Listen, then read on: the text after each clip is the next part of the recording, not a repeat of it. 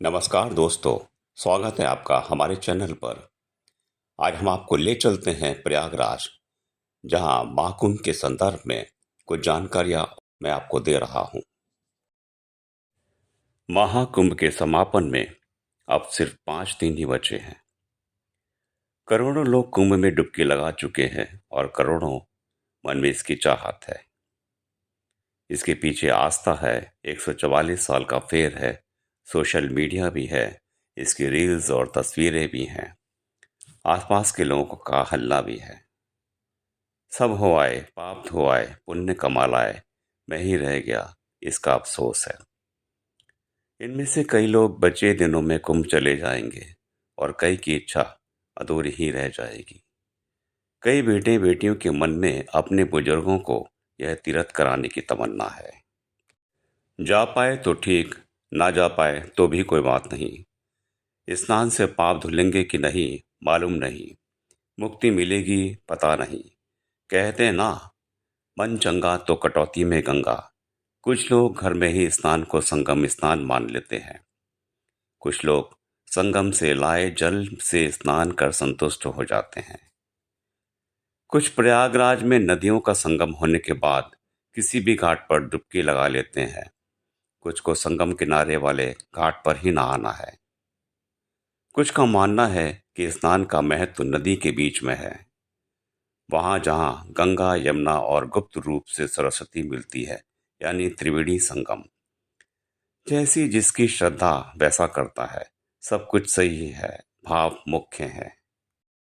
जिनकी इच्छा है कि कुंभ में जाना ही है, आगे दी गई जानकारी उनके लिए है। प्रश्न: अब तो भीड़ खत्म हो गई होगी या कम मिलेगी? अब तो आराम से स्नान हो जाएंगे। उत्तर: भीड़ होगी कि नहीं होगी, कुछ भी पक्के तौर से नहीं कहा जा सकता है।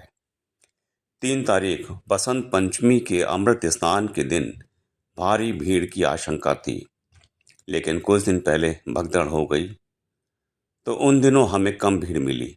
हो सकता है कि बहुत से लोग भीड़ कम होने का इंतजार कर रहे हो, इसी वजह से अब आगे आने वाले दिनों में भीड़ हो जाए। हो सकता है भीड़ कम मिले।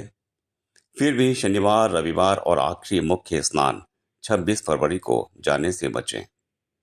प्रश्न: क्या कुंभ मेला अब खत्म सा हो गया है?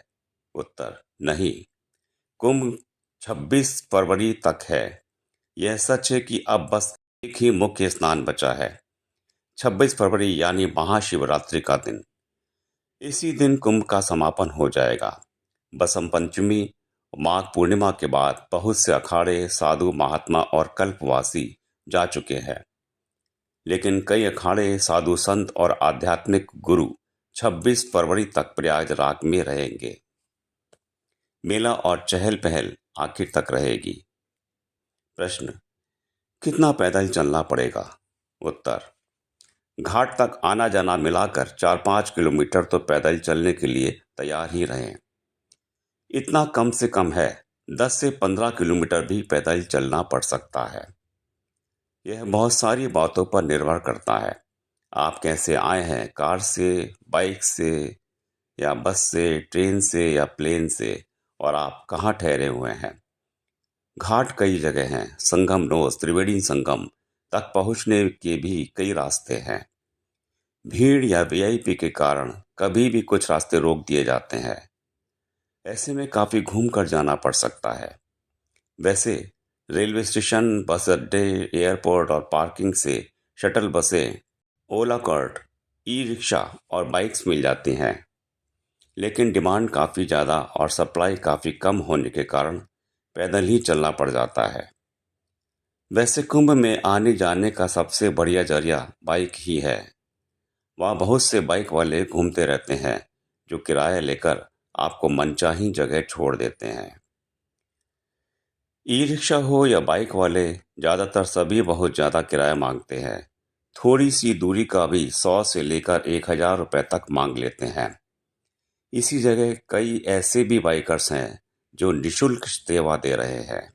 प्रश्न: क्या मैं अपने जीवन संकट में डालकर कुंभ जा रहा हूं?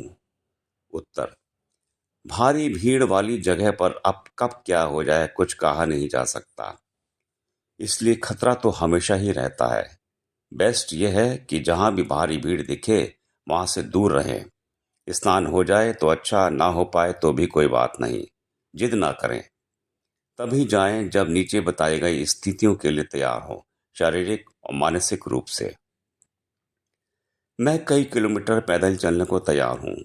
प्रयागराज में कभी भी कहीं भी पुलिस कर्मी रास्ता बंद कर सकते हैं और मुझे पैदल या वाहन से काफी घूम कर जाना पड़ सकता है। घंटों जाम में फंसने को तैयार हूँ। धक्का मुक्की मंजूर है। वाहन, खाने, ठहरने आदि के लिए मुनासिब से ज्यादा पैसे खर्च करने को तैयार हूँ।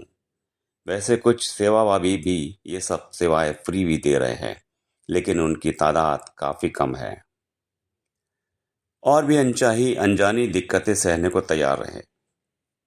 वैसे यह भी सच है कि श्रद्धा और आस्था से आए लोगों को कोई शिकायत नहीं होती। वे संगम में बस डुबकी लगाने से ही अपने जीवन को सफल मान लेते हैं। खास टिप्स।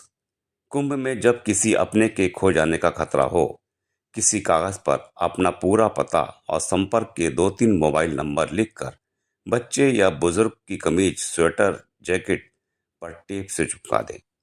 आशा है आपकी यात्रा मंगलमय रहेगी और शुभ रहेगी।